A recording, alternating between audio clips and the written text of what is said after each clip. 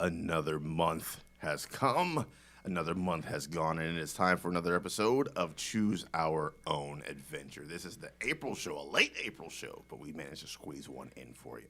If you are a patron at the $7 or more tier, you know what it is. You are listening to the show. We thank you for your patronage. Who do we have with us today? Oh, yes, the greatest trivia champion of time and space, Jermon Jackson. Of time and space. Yes. I'm expanding. And who's across the table?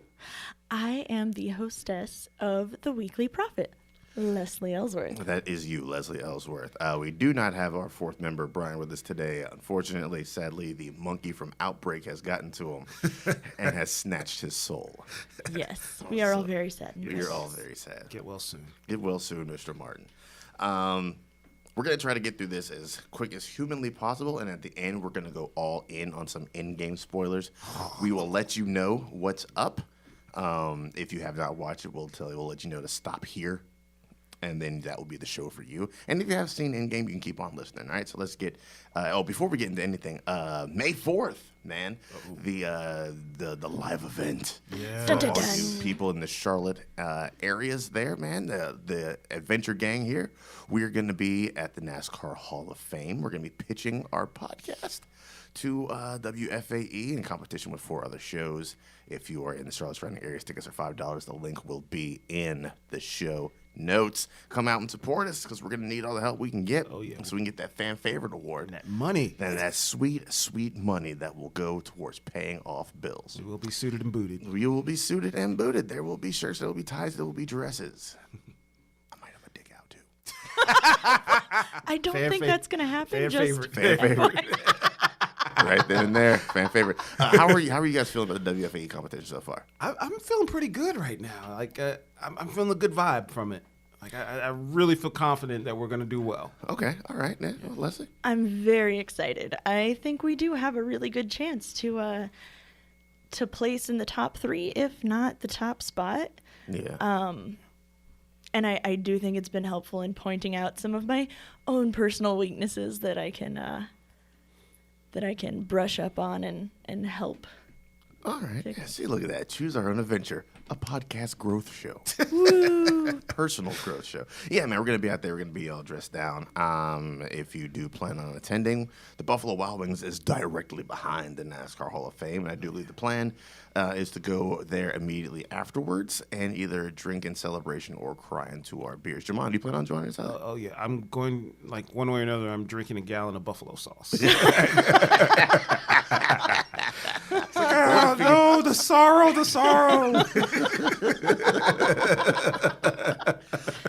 Just make sure you bring the Test Your Might chalice and straight from the chalice. Okay. Fill this up with buffalo sauce. Now, my man. I will take pictures, I promise. Oh, that's great. So yeah, man, if you can come on out and support your team, man. 4:30 p.m. at the NASCAR Hall of Fame. Tickets are $5. They also said free, which I don't know what free or $5. Free or $5. So choose please your choose own free ones.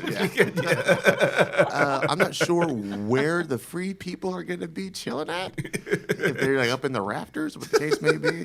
We need to make a reconnaissance drive out there. To I've been NASCAR there Hall of before, Fame. but I don't know where they're going to have it set up. If it's where I think it is, like, there might just be like some A standing room area. So more so or less. I was kind of snooping on their website and such, and the main big room is the only one that's large enough. That's the only thing I can think of because they had like a little podium and all that good stuff set up there. Well, and I was looking at how many seats she said we'd have versus all the seats in the other rooms, and it's way too big for it, but it's the only one big enough. Right. Word. All right.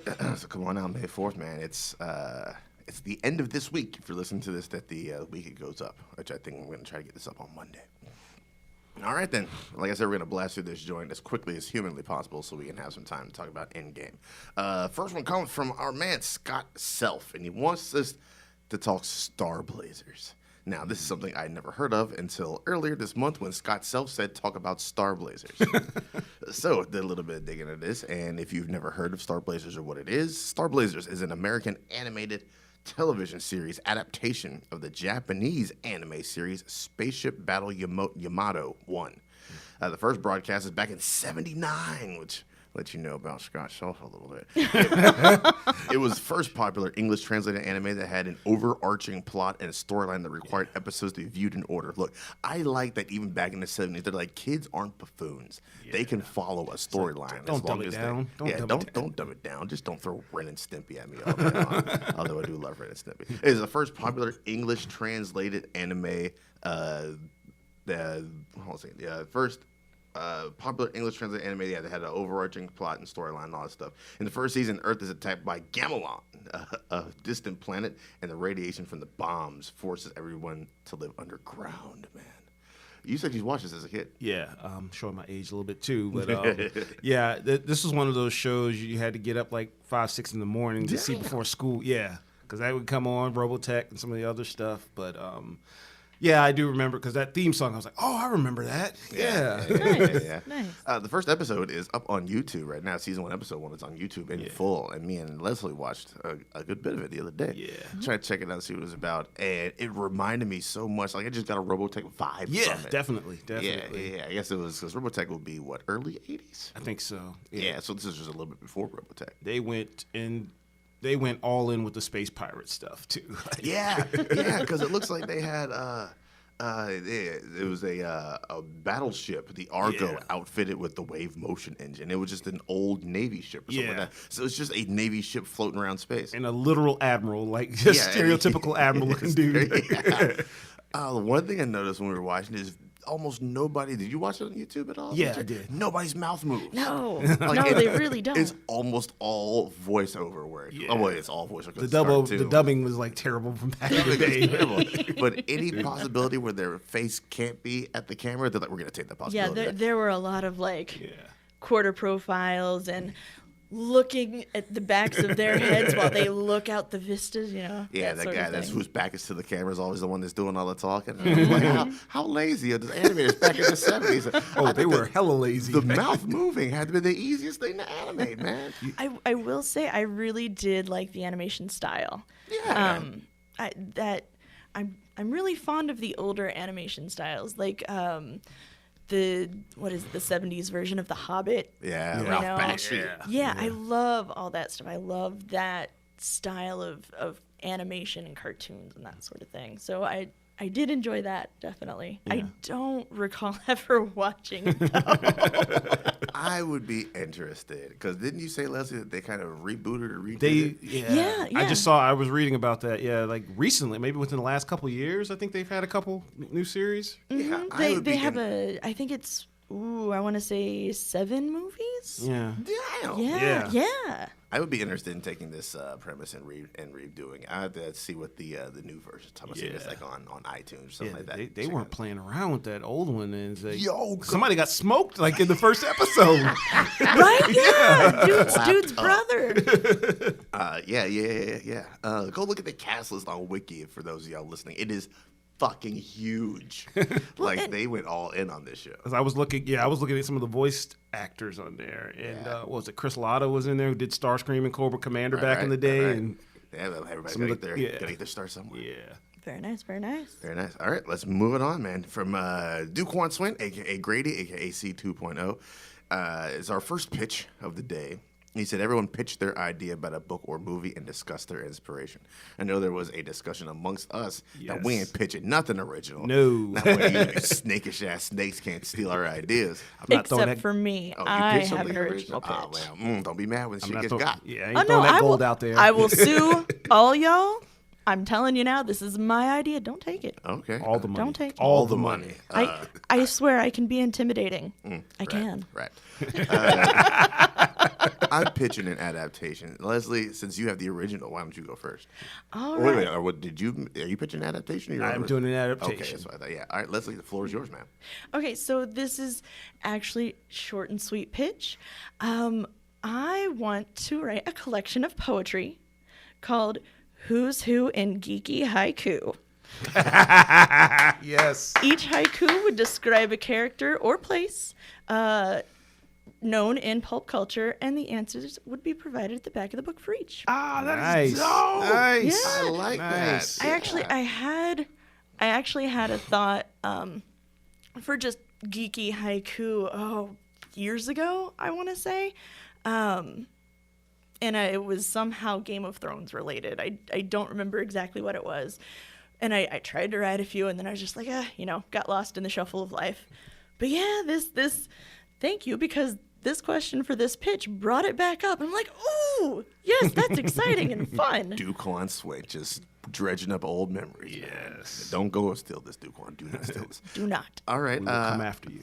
I'll go next on this one because, dude, speaking of Robotech, which we were just talking about, my pitch is an adaptation, a live-action adaptation of Robotech, which I do believe, if you've never heard of it, it is an anime that is on Netflix right now. Robotech is on Netflix, adapted from the whole Macross saga. Nice. So if you don't know what Robotech is, a quick overview is it's a science fiction joint, and there's a war between two races, the Zentradi and the Invid. The Zentradi created this giant fucking badass ship. They don't want it to fall in the Invid hands, so the creator just throws it into the cosmos. Like, just anyway, get out of here, ship. And it lands on Earth because like the technology was too dope, and if it got into Invid hands, they were going to be done. Why didn't he keep it? Because like I want to say like they snuck attack them, and they had just finished it. Oh, wow. So Okay. it was barely operational. So they like, just get it out of their hands. Okay. And it lands on a little island called Macross right off of Japan, and it's World War III. And that thing just stops the war completely and brings everybody together to try to figure out what this is. So they get it up and running as best they can, and on the day that they are to celebrate its launch into space, the Zentradi show up like, give us our ship back. But instead of just saying, hey, can you give us our ship back, since they're a warlike species, they just automatically go into attack mode. So it's all about that. And they're like, warp out of here, which they've never done before. And they're like, just warp to the other side of the moon, and they accidentally warp to Pluto. And the majority of the story is them fighting their way back from Pluto to Earth to get back home, while they're just being Okay. constantly dogged by the Zentradi. Okay. So yeah, that's the overall joint. I want to do this live action directed by Neil Blomkamp of District 9 fame and of Elysium and Chappie fame. What was in this one? And Chappie, we don't talk about. But the inspiration isn't the anime for me, because the inspiration is actually the books written off of the anime, which is what I read first before I watched the anime. And which I think I got him sitting at home somewhere. And it's pretty dope books written by Brian Daly and James Luceno. If those names sound familiar, they wrote a shit ton of Star Wars books. They wrote them together under the pseudonym Jack McKinney. So yeah, that's pretty much what it would be. And I threw a little cast list for you cats that might know what it is. I got Joseph Gordon-Levitt as our main star, and then I paired him with Idris Elba as our charming pilot. And then Peter Stormare as the dude running things, because I don't think he gets enough credit. Peter Stormare is dope. And Constance Wu from Crazy Rich Asians would be in there as well, as the love interest for Joseph Gordon-Levitt. So yeah, man, Robotech. It's on Netflix. Check it out if you haven't. Nice. Okay. Nice. Mr. Jackson.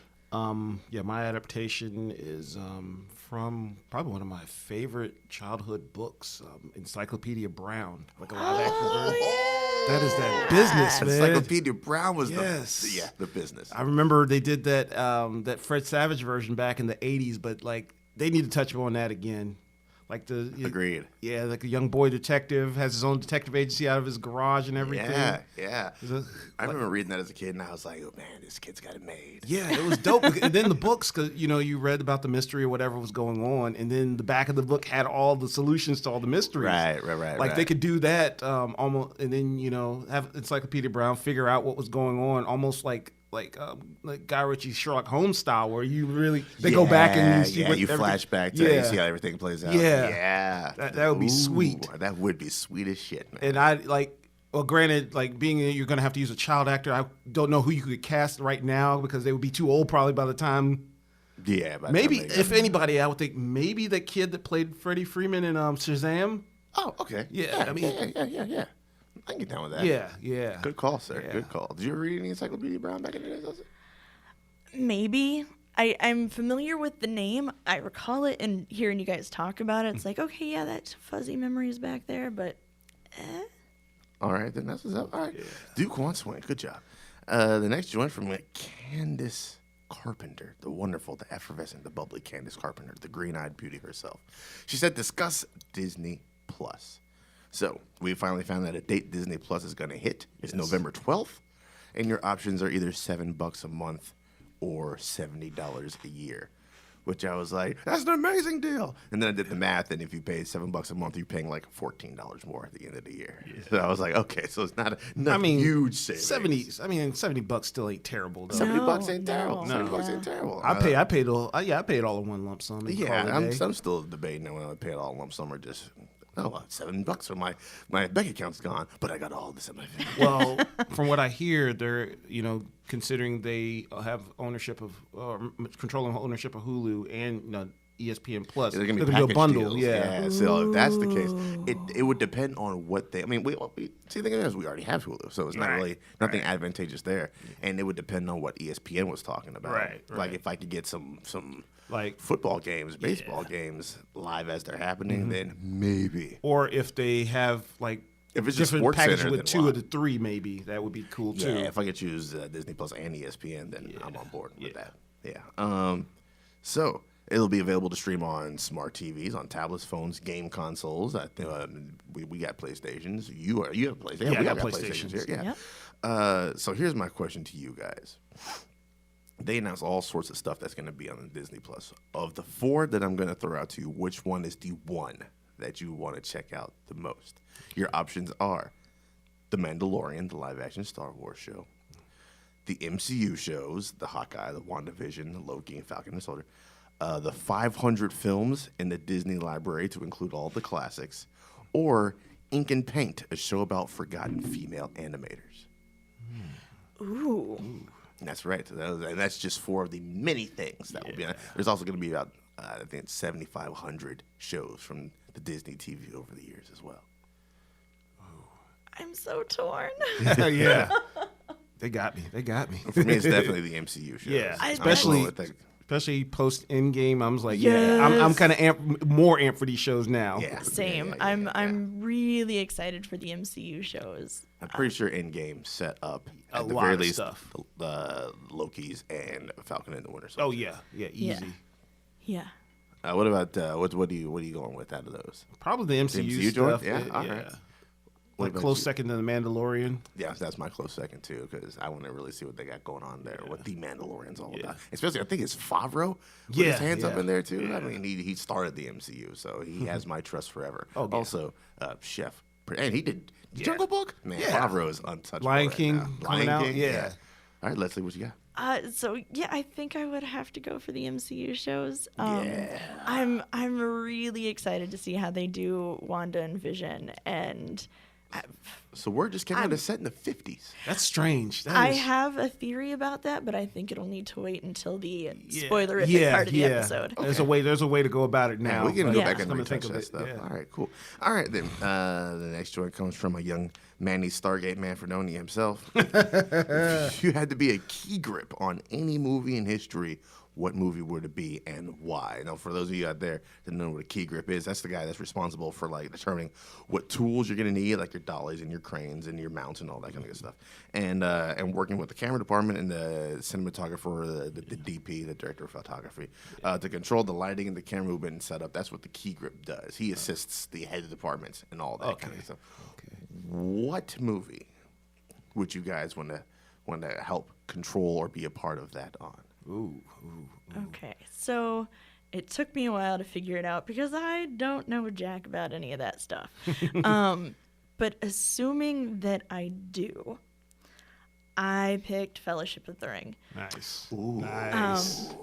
Because if I know what I'm doing, then I feel like the perspective work with the hobbits and the dwarves versus the humans and the elves would be both challenging and just really rewarding, as well as getting to see Rivendell and all of the landscapes and be on the sets. helping with all those. Oh my goodness, yeah.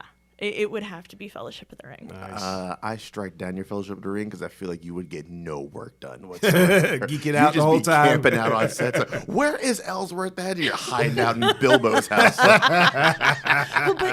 But so I'm in charge, right? So I delegate. It's fine. Ain't no work getting done. Ain't no work getting done. Man. I'm gonna need need you to take a crane shot up over there. There's nothing happening. It is beautiful. You do what I say.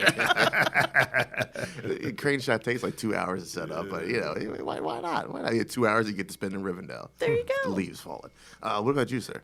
I was thinking about, probably some of the most beautiful movies that I've seen and what probably went into making some of making the look for certain movies. I was thinking of all movies, Tron Legacy. Ooh. Yeah. You just close to Okay. Olivia Wilde. Yeah, that too. Kicking it with Jeff Bridges for a little bit. And just Kicking it with the dude. But just seeing how they made that world come to life would be just so fascinating. So, Yeah. That is, I think that is a sorely underrated film. I Really? think it's a good movie about fathers and sons. Yes. And like the title says, the legacy that the father leaves down to the son. Yeah. And on top of that, it is mad dope, beautiful. Yes. Man. There's I mean, I don't understand. Like the soundtrack is dope, the visuals are dope, but a lot of people just honed in on the story's kind of weak. It was one of the few movies that I felt was like worth seeing in 3D. Yes, it's since the 3D boom has thankfully almost run its course. I think Avatar #1 still, and Tron Legacy is easy because they Wizard of Oz'd it. It's everything in the real world is 2D up until you go into the computer, and then it goes 3D. Oh, nice. Yeah, absolute dopeness. As a movie, I need to dust off and watch because it's been a They while. did something similar with Dread, like the 3D. Yeah, I didn't see the 3D Dread. Yeah, all those slow-mo scenes were all in 3D. Oh, that makes sense. Yeah, I seen her fall to her death Yeah, for 15 minutes in 3D. Yeah. I took the same page out of the books that you guys. I think it would be most satisfying being a key grip on something that's a highly technical movie. Like if it was like Anchorman, I guess it wouldn't be as cool to me. Like they're gonna be all fucking around offset. I'm not gonna be part of that fun. And it'd just be a standard shoot. But if it's gonna be something that's like challenging and technical, I'm going Blade Runner 2049. Nice. I considered that. I was thinking of some Villeneuve stuff. Yeah. 'Cause they need Either that or those- Quran or something like that. That means I get to work with Deakins, Yeah. aka the greatest cinematographer of all time. Thankfully, that man finally got his Oscar because of Blade Runner 2049, which means I'm getting an Oscar sitting on my shelf somewhere, or at least I'm telling Deakins we're sharing that shit. I get it every third weekend. It's at my house. I would love to be a part of the discussions that went to the setups and the shots and the color Yeah. choices of that. And I think that's a wonderful technical movie. Oh, So yeah. that's 3 damn good choices. Good choices, everybody, all around. Huzzah. This from young Miss Tania Glaspie. Each of you tell me what's so good about Star Wars because I still don't get it. What? Which was my first reaction. You're hurting my heart. Whoa. Hurting my heart. But see, this is a teachable moment here. We can see what I did there. Well done, sir. Well done. We need to this have the people from Teachable Moment on this yes, show. this is about inclusion here. This is where we can educate and teach people about. This what's is the so- positive side Yes, of that. yes. All yes. right. So, who would like to go first on what's so good about possibly one of the greatest told stories? Yes, it's the ultimate fantasy story there. Yeah. Like, and it draws from all kinds of different genres, like the westerns, Eastern philosophy, Yes. the samurai movies, like, your classic, I guess your classic like fantasy movies, sci-fi. It's like it's got a little bit of everything in it, and all the characters in it stand out so well. Like there's, I think I've heard somebody say before, like all the characters in Star Wars passed the silhouette test, where if you literally all you had was a silhouette of all these characters, you'd still be able to identify each and every one of them. Oh, absolutely. yeah. Because they all stand out on their own. That's a damn good point. Yeah. Yeah, I mean, you're right. It does have everything. It's got knights and damsels in distress, and it is a adventure story, man. Yeah. And I think if you catch it at the right age, like if you don't see it till you're an adult, first of all, that's your fault and your parents' fault. But if you catch it at the right time, man, it gets your imagination like that. Oh, yeah. And I think Instantly. you're instantly you're all in Absolutely. for it. And it's just it's especially the first Star Wars. There's the humor involved, and there's the quips in the middle of all the wild stuff going on. You can't deny the John Williams score makes that movie zip along the way it does. You got Multiple heroes' journeys. multiple heroes. It is the hero's journey personified, put on video. What about you, Leslie? What do you have? I went a little more personal with it. Okay. So I grew up on, and I'll try not to go too deep into this because we have another question that sort of relates. I grew up on stories about, kids and people that either find out somehow that they are special, or they get thrown into a situation and they find out that the world is essentially much bigger than they believed, whether it's magic or a quest or what have you. And Star Wars had all of that. And it also had a princess. Yeah. Not just a princess that needed to be rescued. Leia was awesome. She was able to help in her own rescue. She had intelligence, opinions, bravery. So when I was little, part of me wanted to be Luke because, damn it, I wanted to have the Force. But the other part of me wanted to be Leia because she was really brave and kick-ass on her own. Plus, she had this awesome brother that could use the Force, and she had this really cool boyfriend who was, kind of cute and kind of cheeky. But, and together Yeah. they made it happen. Yes. So a lot of it was the camaraderie and just the examples, the heroes.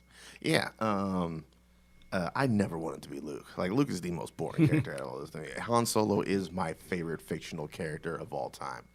As a kid, when I first saw Han Solo slide to the frame, I was like, that's the dude I want to be.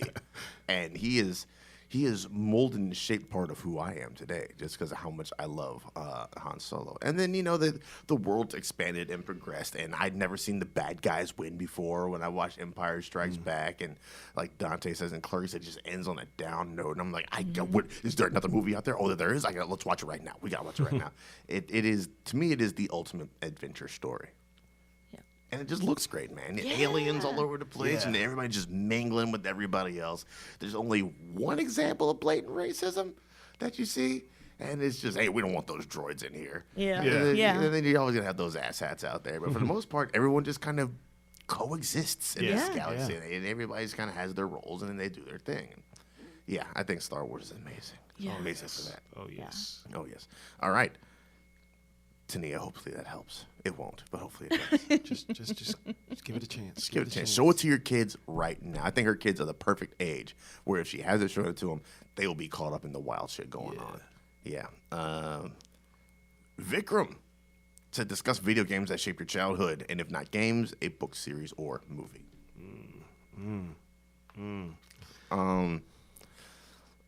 No game shaped my childhood. I like playing Tetris. Love playing Tetris. Loved playing Mario Brothers back in the day.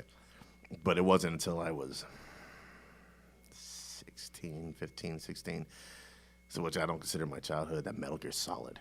And I was just like, yo, what is this?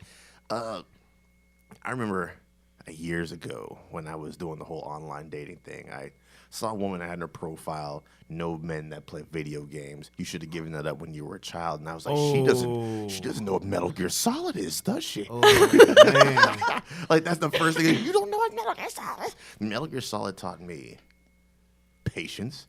It taught me how to find the patterns in things of troop movements walking around. It taught me how to make a plan on the fly. It taught me how to strategize. It taught me how to take advantage of situations. It taught me how to, if I made my plan on the fly and something didn't quite go the way I wanted it to, that I had to improvise now to hide from somebody or when to attack or when to fall back.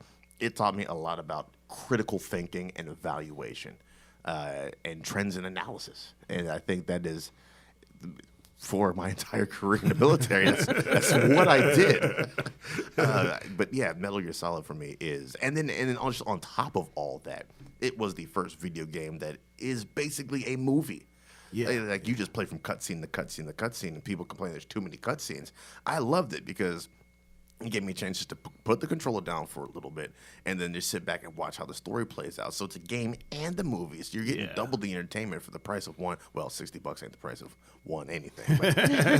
But you pay for a game, you get a game and a movie inside of it too. Yeah. And then as technology progressed, the cutscenes got better and better. The technology got better, so things got more and more cinematic, especially with the music they had come in there. It is, to me, and me and Vikram talked about this when I did the Patreon interview, it's also one of his favorite video games as well, favorite series. I think Metal Gear Solid might be untouchable. Oh yeah, it's up there. Yeah. I'm thinking back to my childhood, of course. Kind of the prime moments of my childhood was around that NES. Yeah, that's what you were playing when you weren't watching Star Blazers in the morning. Yeah, exactly. But I think there was literally one game when I think about when I even think of the NES, and ever since watching The Wizard back in the day, it was Mario Brothers 3. Yes, that was I love the previous Mario Brothers game, but to me that was like the perfect game. 3 is just batshit insanity. Oh my god! Like I was blown away playing that. I was like, all the extra stuff they've added to it, all the things you can do. The worlds look colorful and they find that fucking the whistle, and the feather, and all that kind of good stuff. You actually have like maps you have to go through and all kinds of right. And you can kind of pick and choose where you wanted to go, didn't you? On the map. Yeah. Me and my mom were playing that one night, and literally, like, we look outside and birds are chirping and stuff. It's like we played all night. That's awesome. Oh my goodness, that's awesome. Super awesome. Yes. Yeah. Because no one had seen anything until they unveiled it in the movie. Right? Yeah, exactly. That's a brilliant move on Nintendo's part, and everybody is watching. Was like, why can't we get Mario Brothers 3? To this day, I was like, man, I just had that itch. I was like, I want to play Super Mario Brothers 3 again. I went out and bought a Wii and Mario All Stars just to play again. That's awesome. Is it on the mini Nintendos? It might be. I'm not 100% sure. I'd be interested in checking that out. I think it was, and that's why I was like, do I really want to pay this money? Yeah. See, pretty much just for that one game. Yeah, that's all I'm gonna. I couldn't justify just for that one game. Yeah, because I was like, I can get a Wii for $25 nowadays. There you go. Get Super Mario All Stars for maybe $20. So I mean, minimal investment. Yeah. That's a damn good call, sir. Yeah. My God, I never did beat that game either. No, I did. It was I think that was. I think I strangely beat that one, and then the second one, which was like way more difficult than any of the other ones. Yeah. All right, Leslie, what you got? Well, I don't really have any video games. We didn't have a gaming console when I was growing up. Like my grandparents did, and I had friends and cousins that did. So I gamed a bit, but I wouldn't say enough for something to have impacted me that much. So if we bypass Star Wars, because I was just talking about it and it's awesome and it did affect my childhood greatly, I would have to move on to a couple of book series, The Chronicles of Prydain by Lloyd Alexander, and then The Chronicles of Narnia by C.S. Lewis. Yeah, that Narnia shit right there. Yeah. I grew up watching The Lion, the Witch, and the Wardrobe, the animated movie. Yeah, man, that's dope. And seeing, the box set of the books that my parents had on the shelf, and I don't remember how old I was when they finally told me I could read them.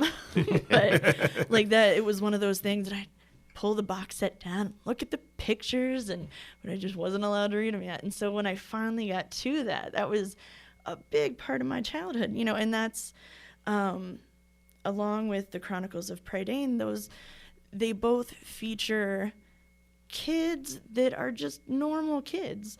The Chronicles of Narnia, they're just these four British kids, the war's going on, and they just stumble upon this magical world. And The Chronicles of Prydain, Taran is the main character, and he's an apprentice pig keeper. Like, the guy that he's apprenticed to is a wizard, but he is not really learning that stuff immediately, and he kind of falls into this adventure in, I believe the first book is called The Book of Three. Mm-hmm.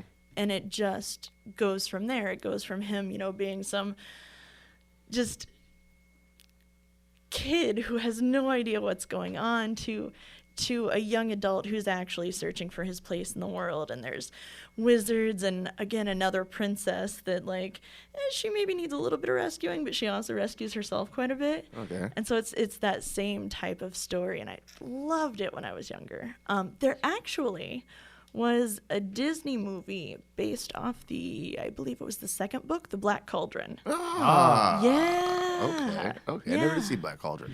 It was not that great of an adaptation. I mean, it was a fun little movie, but yeah, there's, dark sorcerer and magic, and they have their own version of the three fates that are in there. It's really good. All right, let's check that out then. Yeah, I found it a few years ago and reread it, and it's definitely more simplistic when it comes to the details and such because it is for younger children, but it was still a very fun read. Boom. I probably read Prince Caspian Oh. 15 times. Yeah. That's my favorite of the series. I didn't finish the whole series, but just because I kept reading Caspian over and over and over again. God, I love Prince Caspian so much. Movie's decent. I haven't watched it in a while. All right. From a young Shannon Drury. You're in luck, according to her. You've been granted all the money in the world to remake one of the Best Picture nominees from the year you graduated high school. And this comes with 4 catches. Okay. 1, it has to be a different genre than the original. All right. 2, you have to actively take a role in the film. 3, you have to select a musician/group to record the catchy soundtrack or score. And 4, pick a director. Okay. So who wants to go first on this bit of business? I don't mind. I All right, got then. excited about it. So, Daryl and I actually graduated the same year, so we had to work between the two of us on who was going to take what. Mm-hmm. And I decided to go with Gladiator. Ooh. Yeah. Scott. It is going to be a sumptuous musical. Sumptuous. Sumptuous. Okay. And I say that because it's going to be directed by Baz Luhrmann. Oh. Yes. Yes. Over the top, Nice. color saturated, slightly surreal. All right, then. I was gonna go with the Trans-Siberian Orchestra, but I felt like that really wouldn't mesh well with Luhrmann's style. So It's just all Jay-Z songs. Didn't he have some Jay-Z songs in Great Gatsby? I think so. Oh, no, he had No He Trace did- in the Wild. Yeah. okay, well, I went with the Icelandic band Sigur All right. instead. All right. They have a very ethereal sound, and they incorporate like classical and minimal aesthetic elements. And so I figured that would go really well with, Yeah. the story of Maximus and all of that stuff. And I didn't come up with a full cast list. I decided that I would be playing the role of Maximus' wife. Okay. So I will appear as a ghost, and I will sing a song of love and loneliness when he finds me dead. Ah, yes. And then I will occasionally show up in the background and sort of give some context, in the form of song narration. Okay. All right. I also decided there has to be, what is it? Shadows and Dust, I believe, and that's the line that he gets when he's about to go fight the other renowned gladiator, and the tigers show up and all that stuff. Yeah. So I recast Maximus. He is going to be played by, and hopefully I don't mess this up too badly, Miguel Angel Silvestre. Never heard of this person. He's best known for playing Leto in Sense8. Spanish actor, I believe, both in Sense8 and real life. Okay. And he also played Franklin Jurado in Narcos, also on Netflix. Okay. Oh, yeah. Yeah. I decided Natalie Dormer should play Lucia, the daughter / mother to the actual heir. And Richard Madden as Commodus. Oh, dare you. I want to see him be evil. And that somehow Jamon Hunsu is still Jamon Hunsu. I mean, he practically looks the same. 20 years later. Ooh. He's like, I want all the money. I'll go back and, that's a pretty. Get all of it. Anybody else? No, I was trying to think of who could be Marcus Aurelius, but didn't quite come up with anyone. I briefly thought about. Sorry, I'm amusing myself a little too much. Briefly thought about having Tom Hiddleston as Commodus and Chris Hemsworth as Maximus. I'm not saying that's a bad idea. I'm not saying that's a bad idea. That's Yeah. All right. Get behind that. Very nice. I figured that went a little bit into Thor territory, and so I was like, ooh, do I go kind of comedy with this? I mean, or Men in do Black's I got go- Thor They territory right now. literally have it in the trailer. Yeah, true. All right, I guess I'll go next, and we'll leave Jamon for the last because I'm pretty sure this is probably some wild business. if Maybe. if past experiences tell us anything. So Leslie went with Gladiator, so I went with Traffic. Ooh. Which is directed by the one Steven Soderbergh, who also directed things like High Flying Bird on Netflix. Go check that out. And he also did the Ocean series as well. It is the movie, if you've never seen Traffic, shame on you. It explores the drug trade from multiple angles. It's the people who make the drugs, the people who traffic the drugs, the users, the law enforcement, the politicians, all angles. So I took that and I made it a science fiction movie instead, and I narrowed it down to concentrating on those who move the drugs and the empire that chases them down. Ladies and gentlemen, my movie is called Solo, the Star Wars story we should have gotten.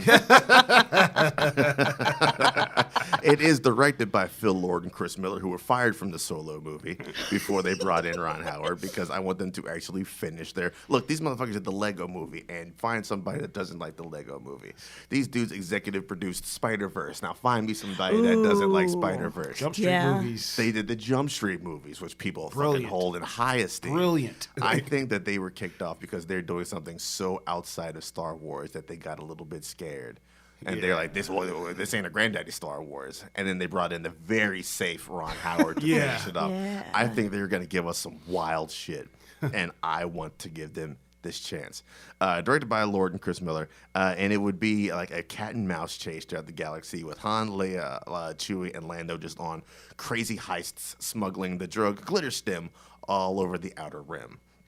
And it will be scored by David Holmes, the same dude who scored the Ocean movies, because that's the tone that I'd be going for. Yeah, and I will be starring myself as one of the bounty hunters chasing them down, my name being Pen 15.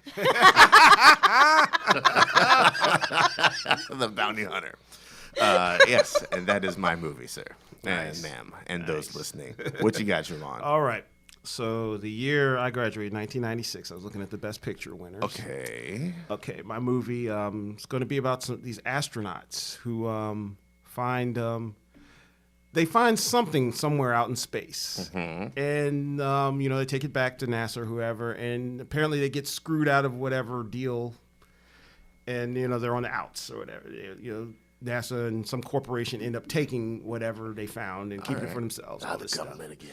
So these astronauts decide they are going to get revenge and basically steal this this whatever item they found from the International Space Station. Okay. It's going to be they're going to get 13 people together to make this happen. So this is going to be called Apollo's 13. Yes. Well done, sir. Well done.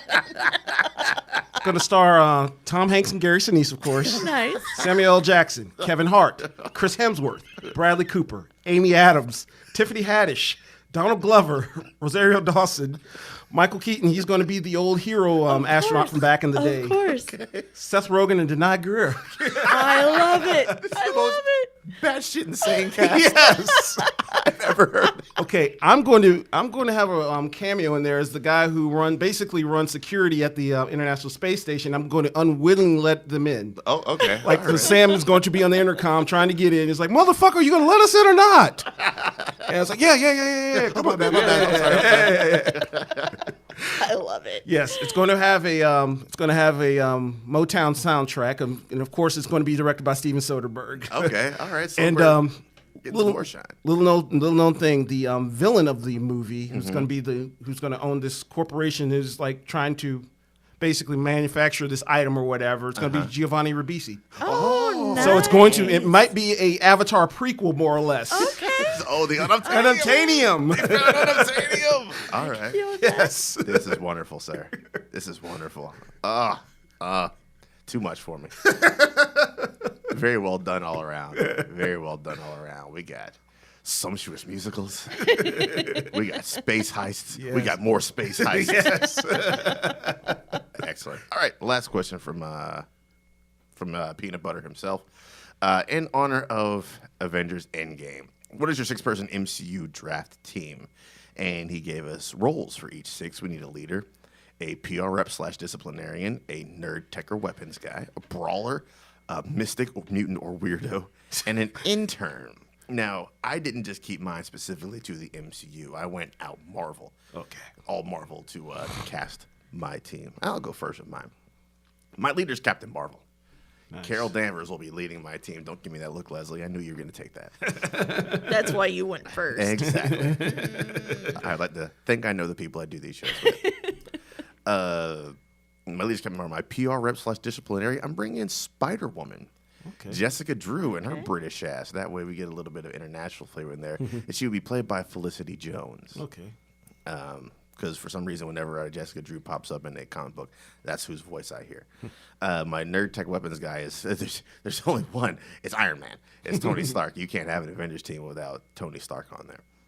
Oh, I beg to differ. Oh, well then you don't have an Avengers team. My friend. Brawler is the only brawler that matters. Thor Odinson will be my brawler. Nice. My mystic mutant weirdo, I'm going. She is a mystic and a mutant, and so I'm going to say a weirdo. Magic. Oh. I'm going Ileana Rasputin, the sister of Colossus. Yes. And she is very much she pals around with Strange a lot because they get down with the magic shit. She is also in New Mutants, a movie we'll never see. Oh. And then lastly, for intern, I have a young girl by the name of Riri Williams, Nice. a.k.a. the successor to the Iron Man, the Iron Heart herself. Nice. That way I get a little bit of color flavor in there as well. Nice. So Captain Marvel, Spider-Woman, Iron Man, Thor, Magic, and Ironheart is my Avenger team. Cool. All right, then, Javon, what you got? I got for my leader, of course, Cap. You Captain gotta be America, that. of course. Fair. Of course. He's the led leader. Avengers team for 60 years now. Yes. My PR person, this is going to sound like a dark horse, but the Hulk. Interesting. Like, post if you post want Endgame- negative PR. Well, no, not necessarily that. I mean, the current Hulk from Endgame, he's Okay, like, okay, the all Professor right. Hulk. Yeah, He looks like the kind of dude that can kind of smooth things over now. Okay, fair enough. Okay, my tech person, I didn't go Iron Man. I went Shuri. You and Shuri. Okay, Yeah, that makes sense. she is so far ahead of everybody else, like brains wise. And Yeah. I mean, she's 16, so she's got room to grow too. She's got room to grow. Yeah. What was it? The Mystic? No, the Brawler was Brawler. next. I was thinking, because I went all MCU, so the biggest brawler I can even think of in the MCU, like outside of Thor, was Daredevil. Okay. Yeah, he brawls. He is brutal. He is just downright He's all brutal with fists. the yes.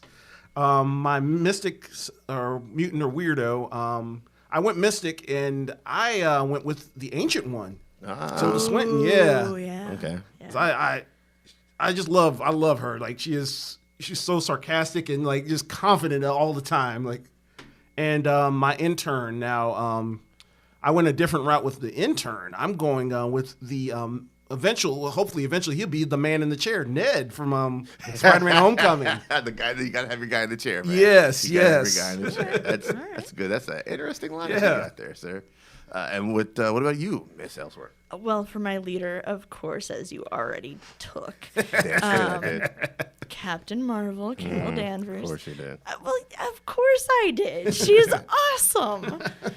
She's amazing.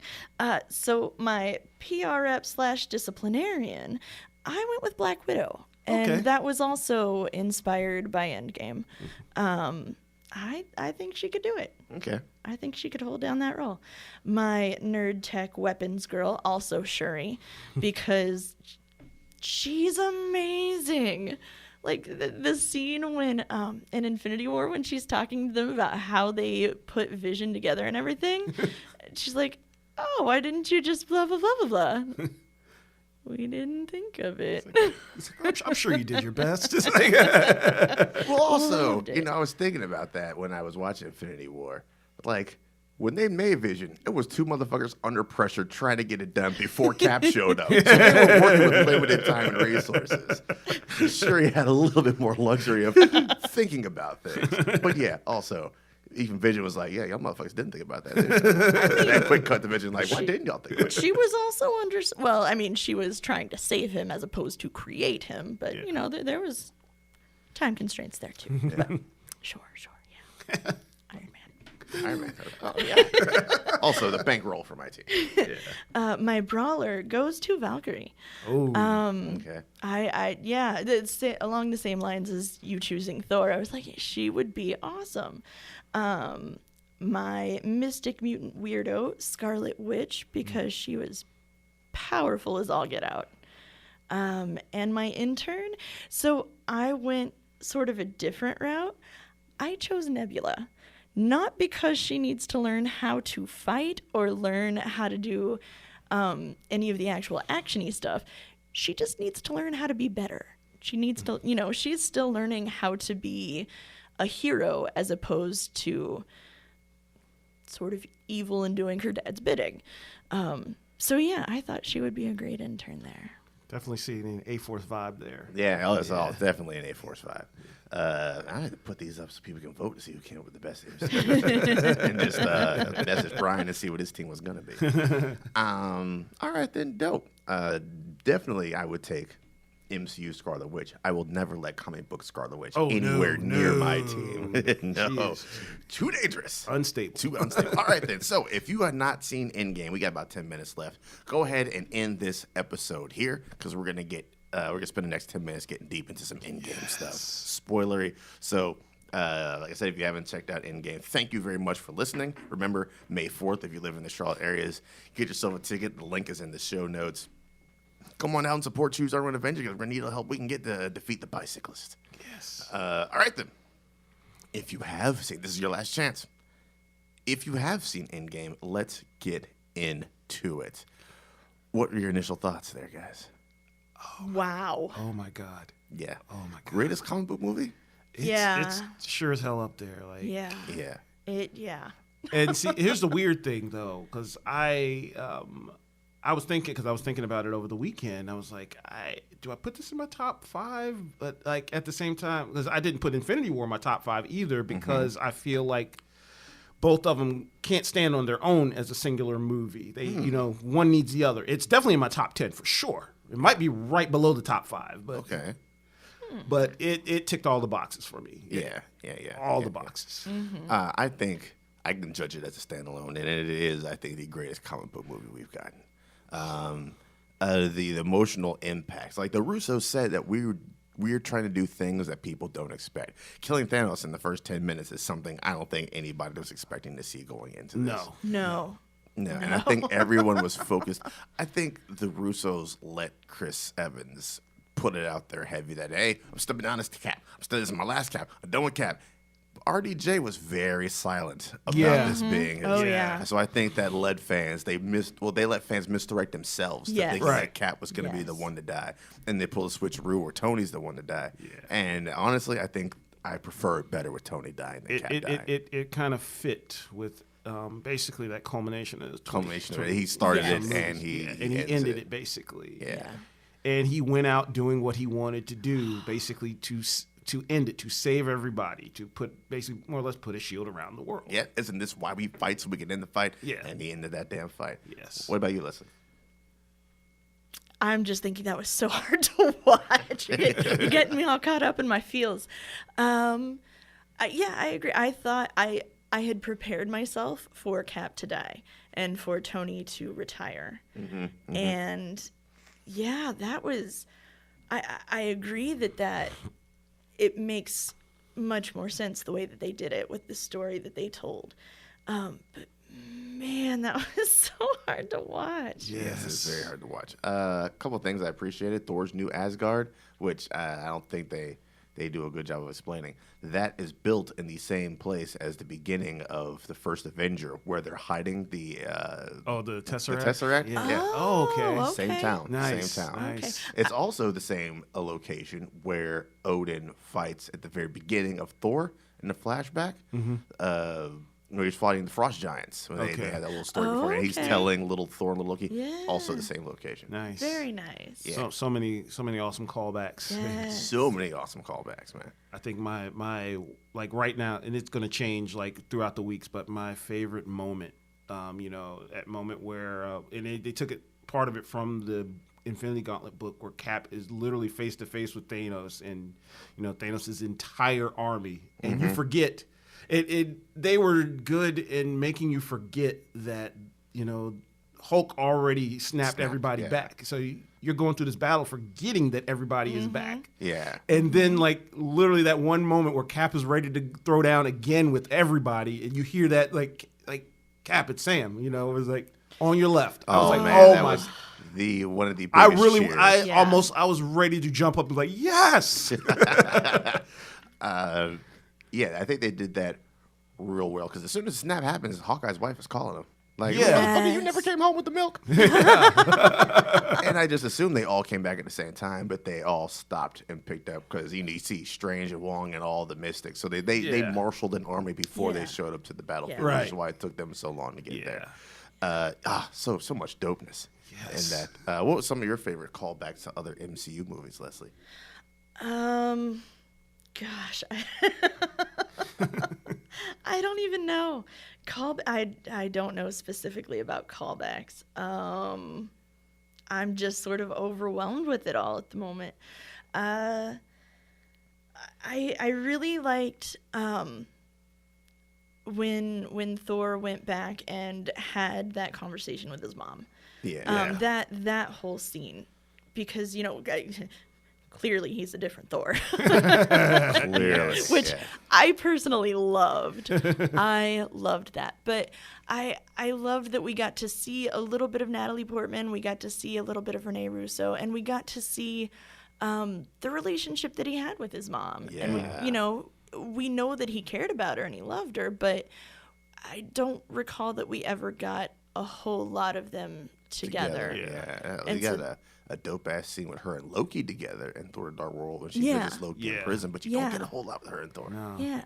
So I really liked that. I was actually amazed that they even got her in most of the, basically the supporting players back for What's this movie. Renee Russo been doing lately? She ain't got nothing going on. Sitting on that Lethal Weapon money. Sitting on man. that Lethal Weapon money. Sitting on that Thomas Crown affair money. I liked that movie. Oh man, it's okay. It's been a long time since I've watched it. They keep it that way. But you might want to keep it that way. Yeah, I'm pretty sure. And when I thought about it, I was like, how the fuck they get Natalie Portman back? That was probably just unused footage from Thor. That's what I was Yeah. thinking. Like, Yeah, but bringing back Frank Grillo as Crossbones and that whole strike team from Robert the elevator. Oh, Yeah, that elevator. yes. for Yeah. one scene. Mike Douglas doing the mocap for a young Hank Pym. Yeah. Who else did they bring back? Ancient for One, just a little Tilda bit? They had Swinton. Swinton back. Yeah. I think that kid from Iron Man 3 for. I was like, for who the standing hell is around. that? Same. I had no idea. Yeah, I was like, Yeah. who is this random kid here? Yeah, I knew that he'd been cast somewhere, so I was like, okay, this will probably be when they show him. I think the most poignant part that I didn't expect to get all emotional was Happy talking to Tony's kid. Like, I'll get you all the cheeseburgers you Yeah, want. that was. And I was like, Happy contributed to obesity in America. But I was that's thinking back because that was kind of sort of a callback to Iron Man. Iron Man too, 1. 'cause that was the first thing he wanted when he left, got out of the cave. He was like cheeseburgers. Because when Robert Downey Jr. was at his lowest point with drugs, he found himself in a Burger King eating a burger, and he was like, "What am I doing with my life?" Wow. And that was the beginning of him trying to pull himself up. So he always strangely attributes Burger King to why his inspiration of making himself a better person, which nice. is why Burger King is in Iron Man 1. See, I liked that it. I like that slow burn between Cap and Iron Man. Like they didn't immediately reconcile. Like starting out. Yeah, because Stark showed up and he He was was like, an asshole, man. "Motherfucker." Yeah, he laid it down. Like, He I said told the you this same shit. arguments I've been saying since Ultron. I told y'all this is gonna happen. And when he said, "Oh, we're gonna lose together," that's exactly what. Like, the where fuck we were you? did. He was like, "Where were you?" Yeah. But yeah, in that scene, I was like, man, Downey Jr. was putting in some acting. He was channeling yeah. like old Robert Downey Jr. Yeah, like, he was. Oh, yeah. yeah. He's not just a comic book actor. Yeah. He brought what y'all think about past Thanos, knowing that he succeeded? I think it gave him a little bit of extra swagger. Yeah, it Just, really Oh, did. Because yeah. for him to literally just show up in the middle of that battle and just sit there, Yeah. he's Yeah, like, I'm he's just like- gonna. He was like, I'm just gonna wait for you to bring my stones to I'm me. gonna play with these rocks and Yeah. wait for y'all to show up, and I'll get my giant lawnmower blade, and we're gonna throw down with the throwdown. It's like even then, like and that was the wild thing. Like he was holding his own against all of them with no stones. right. Yeah. Right. I think he felt to me, because he was now more of a known quantity, he felt more intimidating. Yeah. Not necessarily as undefeatable, as Infinity War, but just more intimidating. Yeah. They said they wanted Thanos to be the MCU's Darth Vader, and Yeah. I'm pretty sure they succeeded. Well, in and it. see, in Infinity War, he was a lot more. I wouldn't necessarily say passive, but he wasn't as angry. He didn't seem as angry as. Yeah, he was letting a lot Yes. of people do the work for him. Yeah. And this Yeah. time he's like, I'm just gonna show up and He's rescue. like cool, calm, and collected in Infinity War. This one, he was a He was straight asshole. unhinged. Yeah. Last thing before we sign off, I wanted an A-Force movie, but not until I saw all the Oh women my god. together protecting poor little Peter. Yeah, they Parker were like, while he had the glove. that was awesome. It was like, Yeah, I was like, how are you I gonna need it's like, this how are you gonna movie. get through all this? It's like, oh, don't worry, she's got help. Oh yeah. So I was yeah. like, all Yes. these women. Like- Yes. even Gwyneth Paltrow was doing her thing in there. Yeah, Rescue puts in. Yes. Was that a big cheer moment in your theater, Leslie? Yes. Although it took me personally a second to click with who she was. I was like, who is in the pepper? Yeah, wear the rescue costume. Yeah, there was a lot of cheering at Avengers Assemble. There was a lot of cheering, and one of my favorite parts when Cap finally picked up Mjolnir. Oh yes. I yes. loved that. I loved that. Just being able to see him, like he's literally smacking the shield in Thanos' face with the hammer and all that. Yeah. yeah. Oh my god. Yeah, there was a lot of cheering on your left Yeah. when Pepper showed up. Yeah. Even when Spider-Man came through that portal, that everybody was just like, Oh, yeah. he got the loudest. Yeah. All right. Well, that's gonna wrap it up for this episode. Choose Our Own Adventure. This is. Do we say we're gonna make this free, or is this gonna be for? I think we decided free. Oh, all right then. Well, hopefully all y'all enjoy this. This is our little, our plea for help at the May 4th event. You guys take it easy. We'll be back next month with all new topics from you guys. Appreciate it, and y'all take it easy out there.